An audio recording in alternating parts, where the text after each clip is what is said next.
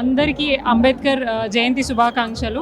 ఈరోజు మన సెక్రటేరియట్ వద్ద ఏదైతే 125వ అంబేద్కర్ విగ్రహం ఉందో దానికి నివాళులు అర్పిస్తూ మా వర్కింగ్ ప్రెసిడెంట్ కేటీఆర్ గారితో పాటు మా బీఆర్ఎస్ పార్టీ నాయకులందరూ కూడా ఇక్కడికి రావడం జరిగింది. గత 2 ఏళ్ల నుంచి కాంగ్రెస్ ప్రభుత్వం అధికారంలో ఉన్నా కూడా గతంలో కేసీఆర్ గారు కట్టించిన ఈ అంబేద్కర్ విగ్రహానికి ఎప్పుడు కూడా వారి జయంతి సందర్భంగా ఈ 2 ఏళ్ల పాటు ఎప్పుడు కూడా వారికి నివాళులు అర్పించకుండా రేవంత్ రెడ్డి గారు వివక్ష చూపిస్తున్నారు. ఈరోజు కూడా ఇంత పెద్ద అంబేద్కర్ విగ్రహం ఉన్నా కూడా వారు కేవలం ట్యాంక్ బండ్ దగ్గర ఉన్న అంబేద్కర్ విగ్రహానికి మాత్రమే పూలమాల వేసి వెళ్ళడం జరిగింది. ఈరోజు కూడా మా బీఆర్ఎస్ వర్కింగ్ ప్రెసిడెంట్ వార్నింగ్ ఇచ్చిన తర్వాత ఈరోజు మన ఈ అంబేద్కర్ విగ్రహానికి పూలమాలలు కానివ్వండి డెకరేషన్ చేసి అందరికీ అంటే ఏమంటారు గేట్లు ఓపెన్ చేసే విధంగా కూడా ఈరోజు ఈ సంబరాలన్నీ కనిపిస్తున్నాయి. అంటే కాంగ్రెస్ ప్రభుత్వానికి చిత్తశుద్ధి లేదు. అంబేద్కర్ పట్ల ఎలాంటి గౌరవం ఉందో అందరికీ కూడా కనిపిస్తుంది.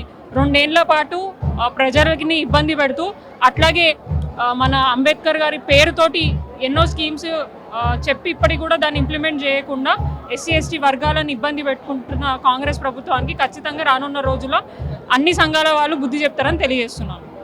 135వ డాక్టర్ అంబేద్కర్ గారి జన్మదిన సందర్భంగా ఆశేష జనవాహినికి తెలంగాణకు సంబంధించిన ప్రజలకి భారతదేశ సంబంధించిన ప్రజలందరికీ కూడా శుభాకాంక్షలు తెలుపుతూ ఈరోజు ఏదైతే గత పాలనలో తెలంగాణ రాష్ట్ర తొలి ముఖ్యమంత్రి వర్యులు శ్రీ కల్వకుంట్ల చంద్రశేఖరరావు గారు ప్రపంచంలోనే అతిపెద్ద విగ్రహం ఎక్కడైతే స్థాపించినారో సెక్రటరేట్ పక్కన ఈరోజు మేమందరం కూడా ఇక్కడికి వచ్చి జయంతి సందర్భంగా వాళ్ళకి మేము దేశ ప్రజలకు ఉద్దేశించి శ్రీ కేటీఆర్ గారు మాట్లాడినారు.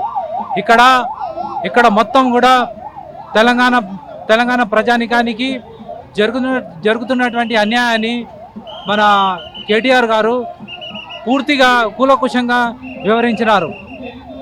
ఇచ్చిన 6 గ్యారంటీలు మిగతా హామీలు కూడా ఎటువంటివి కూడా పూర్తిగా దాన్ని నెరవేర్చలేదు. ఒకటి ఉచిత బస్సు తప్పితే మిగతా అన్నీ కూడా ఎక్కడి స్కీమ్లు అక్కడనే ఉన్నాయి.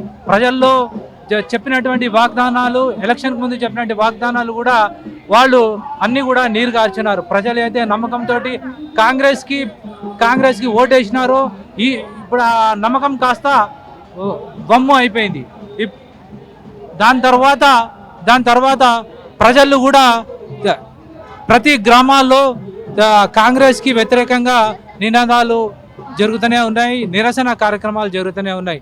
కావున నేను ముఖ్యమంత్రి వర్యులను కోరేది ఏమిటంటే మీరు ఇచ్చిన హామీలను ఇచ్చిన గ్యారంటీలను ఏదైతే వాగ్దానం చేసినారో ఎలక్షన్కు ముందు మీరు తప్పకుండా దాన్ని నెరవేర్చాలి. లేని పక్షంలో ఈ ఉద్యమం మరింత 10 ఇంతలు పెద్దగై మీకు ఎక్కడ నిలవ నీడ లేకుండా మరియు ఏ గ్రామంలో మీరు తిరగనీయకుండా చేస్తారు. తప్పకుండా మేమందరం కూడా ప్రజల పక్షాన నిల్చుంటాం.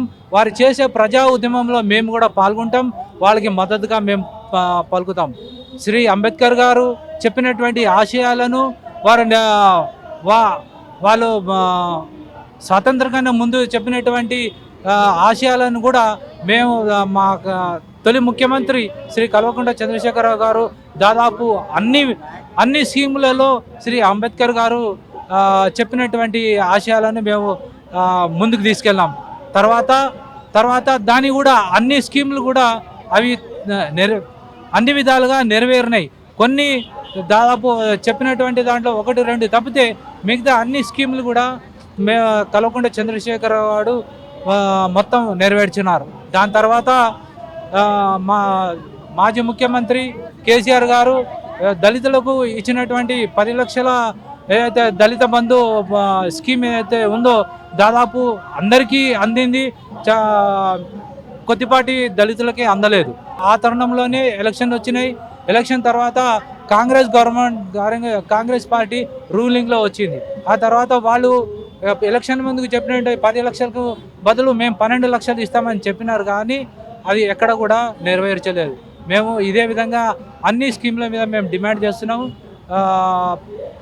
కేసీఆర్ గారు ఇచ్చినటువంటి ఏదైతే తెలిపినారో అదంతా కూడా తప్పకుండా నెరవేర్చాలి.